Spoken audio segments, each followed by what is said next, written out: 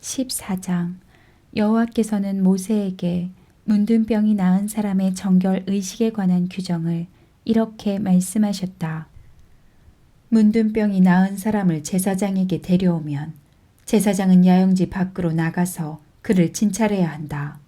제사장이 보기에 그 문둥병이 나았으면 제사장은 그 사람에게 의식상 깨끗한 새 2마리와 백향목과 홍색 실과 우슬초 가지를 가져오게 하여 새 1마리는 맑은 샘물을 담은 질그릇 위에서 잡고 다른 새는 산채로 백향목과 우슬초 가지와 홍색 실과 함께 그 핏물에 찍어 문둥병이 나은 사람에게 7번 뿌려주고 그를 깨끗하다고 선언한 다음 제사장은 그 새를 들로 날려보내야 한다. 그리고 문둥병이 나은 사람은 자기 옷을 빨고 몸에 있는 털을 모조리 밀고 목욕을 해야 한다. 그런 다음에야 그는 비로소 깨끗하게 되어 야영지 안으로 들어올 수 있다. 그러나 야영지 안에 들어온 후에도 7일 동안은 자기 천막 밖에서 머물러야 한다. 7일째 되는 날에도 그는 머리털과 수염과 눈썹을 다시 밀고 옷을 빨고 목욕을 해야 한다. 그러면 그가 깨끗해질 것이다. 그 다음 날인 8일째 되는 날에 그는 흠없는 어린 순양 2마리와 1년 된 흠없는 어린 암양 1마리와 또 감람기름을 섞은 고운 밀가루 6.6리터와 감람기름 0.3리터를 가져와야 한다.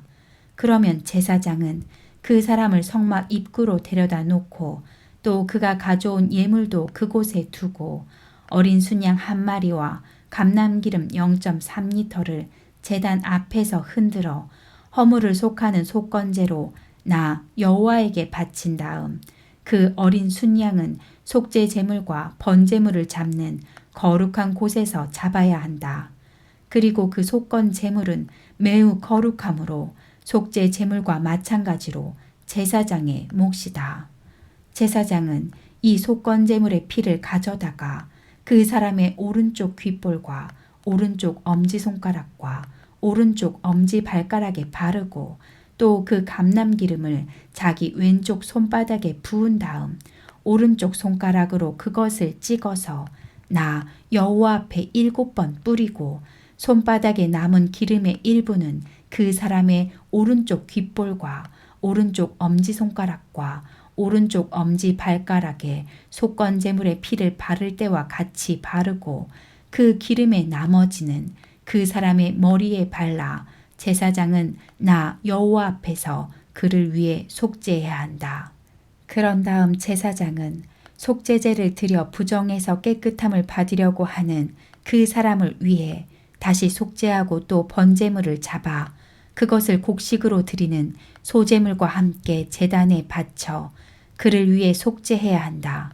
그러면 그가 의식상 완전히 깨끗해질 것이다. 만일 그 사람이 너무 가난하여 이런 것을 바칠 형편이 못 되면 속건 제물로 나 여호와에게 흔들어 바칠 어린 순양 1마리와 곡식으로 드릴 소제물로 기름 섞은 고운 밀가루 2.2리터와 그리고 감람기름 0.3리터를 바치도록 하라. 또 그는 힘이 미치는 대로 산비둘기 2마리나 집비둘기 새끼 2마리를 가져다가 1마리는 속죄 제물로 다른 1마리는 번제물로 준비하였다가 8일째 되는 날에 정결 의식을 위해서 그것들을 성막 입구에 있는 제사장에게 가지고 가야 한다. 그러면 제사장은 그 어린 양과 기름을 받아 나 여호와 앞에 흔들어 바치고 속건 제물인 그 어린 양을 잡아 정결함을 받을 그 사람의 오른쪽 귓볼과 오른쪽 엄지손가락과 오른쪽 엄지발가락에 그 피를 발라 주어야 한다. 또 제사장은 그 기름을 자기 왼쪽 손바닥에 붓고 오른쪽 손가락으로 그것을 찍어 나 여호와 앞에 7번 뿌린 다음 손바닥에 남은 그 기름을 속건 제물의 피를 발라줄 때와 같이 그 사람의 오른쪽 귓볼과 오른쪽 엄지손가락과 오른쪽 엄지발가락에 발라주고 그 나머지 기름은 그의 머리에 발라 제사장은 나 여호와 앞에서 그를 위해 속죄해야 한다. 그런 다음 제사장은 그 사람이 자기 힘대로 바친 산비둘기 2마리나 집비둘기 새끼 2마리를 가져다가 곡식으로 드리는 소제물과 함께 하나는 속죄 제물로 다른 하나는 번제물로 바쳐 정결함을 받을 그 사람을 위해 나 여호와 앞에서 속죄해야 한다. 이것은 문둥병에 걸린 사람이 너무 가난하여 부정해서 정결함을 받는데 요구되는 제물을 그대로 바칠 수 없는 경우에 지켜야 할 규정이다. 여호와께서 모세와 아론에게 말씀하셨다. 내가 줄 가나안 땅에 너희가 들어가 살 때에 내가 어느 집에 문둥병 색점이 생기게 하면 그 집 주인은 제사장에게 가서 그 사실을 보고해야 한다. 제사장이 그 색점을 조사하러 그 집에 들어가기 전에 그 집 안에 있는 모든 물건이 부정하다는 선언을 받지 않도록 먼저 그 집을 비우게 하라. 제사장이 보았을 때 만일 그 집 벽에 푸르스름하거나 불구스름한 점이 있는데 그것이 벽 표면보다 음욱하게 보이면 그는 집 밖으로 나와서 문을 걸어 잠그고 7일 동안 일체 출입을 금지시켰다가 7일째 되는 날에 다시 와서 조사해보고 만일 그 색점이 벽에 번졌으면 제사장이 명령하여 그 색점 있는 돌을 뽑아서 성 밖에 부정한 곳에 버리도록 하라. 또 제사장은 집 안의 모든 내부 벽을 철저히 긁어내게 하고 그 긁은 부스러기를 성 밖에 부정한 곳에 쏟아 버리도록 해야 한다. 그리고 뽑아버린 돌은 다른 돌로 갈아 끼우고 긁어낸 벽에는 다른 흙으로 대신 바르도록 하라. 그러나 그 위에 색점이 또 나타나면 제사장은 다시 와서 조사해야 한다. 그때 만일 그 색점이 번졌으면 그것은 악성 문둥병이므로 그 집은 부정하다. 이런 경우에는 그 집을 헐고 돌과 제목과 모든 흙을 성 밖에 부정한 곳에 내버리도록 하라. 그리고 그 집이 폐쇄되어 있는 동안 그 집에 들어가는 자는 누구든지 저녁까지 부정할 것이며 또 그 집에서 자거나 먹는 자는 자기 옷을 빨아야 한다. 그러나 그 집의 벽을 새로 바른 후에 제사장이 다시 와서 확인했을 때 색점이 나타나지 않았으면 문둥병이 사라진 것이므로 제사장은 그 집을 깨끗하다고 선언해야 한다. 그런 다음 제사장은 그 집을 정결하게 하기 위해 새 2마리와 백향목과 홍색실과 우슬초 가지를 가져오게 하여 그중 새 1마리는 맑은 샘물을 담은 질그릇 위에서 잡고 다른 새는 산채로 백향목과 홍색실과 우슬초 가지와 함께 그 핏물에 찍어서 그 집에 7번 뿌려 그 집을 정결하게 해야 한다. 그러고 나서 제사장이 그 산 새를 성 밖의 들로 날려보내도록 하라. 이와 같은 방법으로 제사장이 그 집의 부정을 제거하면 그 집이 정결하게 될 것이다. 이상은 문둥병 증세가 의복이나 집안에 나타났을 경우와 그리고 피부에 무엇이 돋아나거나 종기와 부스럼과 색점이 생겨 문둥병 증상이 나타났을 경우에 부정할 때와 부정하지 않을 때를 결정해 주는 규정이다. 15장 여호와께서 모세와 아론을 통해 이스라엘 백성에게 이렇게 말씀하셨다. 누구든지 몸에 유출병이 있는 사람은 부정하다. 이것은 유출물이 흘러나올 때뿐만 아니라 그것이 멈추었을 경우에도 마찬가지이다. 이런 유출병이 있는 사람이 누운 자리나 앉은 자리는 다 부정하다. 그러므로 그의 잠자리에 접촉하는 자나 그가 앉았던 자리에 앉는 자는 부정하므로 옷을 빨고 목욕을 해야 한다.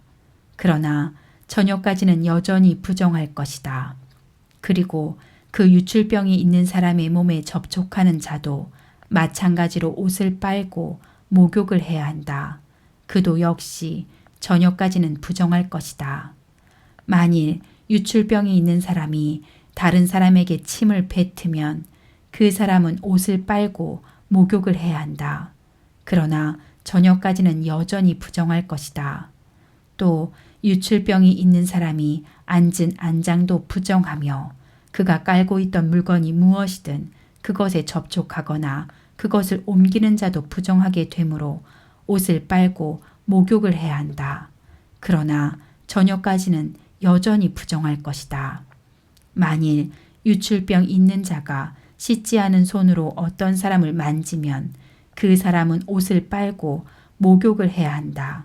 그러나 저녁까지는 여전히 부정할 것이다. 그리고 유출병이 있는 자가 만진 질그릇은 깨트려 버리고 나무 그릇은 물로 씻어라. 유출병이 있는 자가 그 유출이 멈추면 그는 7일 동안 옷을 빨고 흐르는 물에 목욕을 해야 한다. 그러면 정결하게 될 것이다.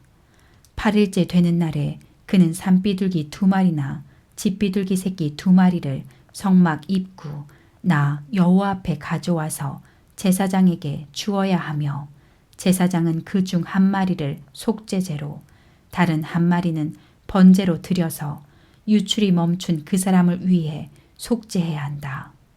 만일 어떤 사람이 설정하면 그는 전신을 물로 씻어야 한다. 그러나 저녁까지는 여전히 부정할 것이다. 정액이 묻은 옷이나 침구는 모두 물에 빨아야 한다. 그러나 저녁까지는 이것도 여전히 부정할 것이다. 또 남녀가 성관계를 가진 후에는 반드시 목욕을 해야 한다. 그러나 다음날 저녁까지는 여전히 부정할 것이다. 여자가 월경할 경우에는 7일 동안 부정하다.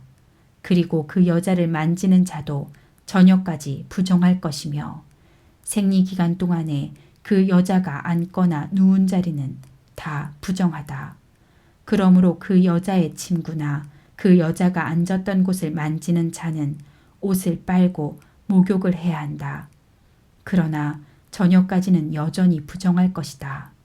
그리고 그 여자의 잠자리나 그 여자가 앉은 좌석에 있는 물건을 만진 자도 저녁까지 부정할 것이다. 또 생리기간 중에 여자와 성관계를 가지는 자는 그 불결에 전염되어 7일 동안 부정할 것이며 그가 눕는 자리마다 부정할 것이다. 만일 생리기간이 지났는데도 월경이 계속되거나 또 생리기간이 아닌데도 피가 흐르면 그 기간 동안에 그 여자는 정상 생리기간 때와 마찬가지로 부정하며 그 기간 동안에 그 여자가 눕는 자리나 앉는 자리도 정상 생리기간 때와 마찬가지로 부정하다. 이런 것을 만지는 자는 부정하므로 옷을 빨고 목욕을 해야 한다. 그러나 저녁까지는 여전히 부정할 것이다. 그리고 흐르던 피가 그치면 그 여자는 그때부터 7일이 지나야 깨끗해질 것이다. 8일째 되는 날에 그 여자는 산비둘기 2마리나 집비둘기 새끼 2마리를 성막 입구로 가져와 제사장에게 주어야 한다. 그러면 제사장은 그 중 1마리를 속죄제로 다른 1마리는 번제로 드려서 피를 흘려 부정하게 된 그 여자를 위해 나 여호와 앞에서 속죄해야 한다. 너희는 이스라엘 백성에게 경고하여 이런 부정에서 떠나게 하고 그들이 자기들 가운데 있는 내 성막을 더럽혀 부정한 가운데서 죽는 일이 없도록 하라. 이상은 유출병이 있는 자와 설정으로 부정한 자와 생리기간 중에 여자와 월경 불순으로 부정한 여자와 그리고 부정한 여자와 성관계를 가지는 자가 지켜야 할 규정이다.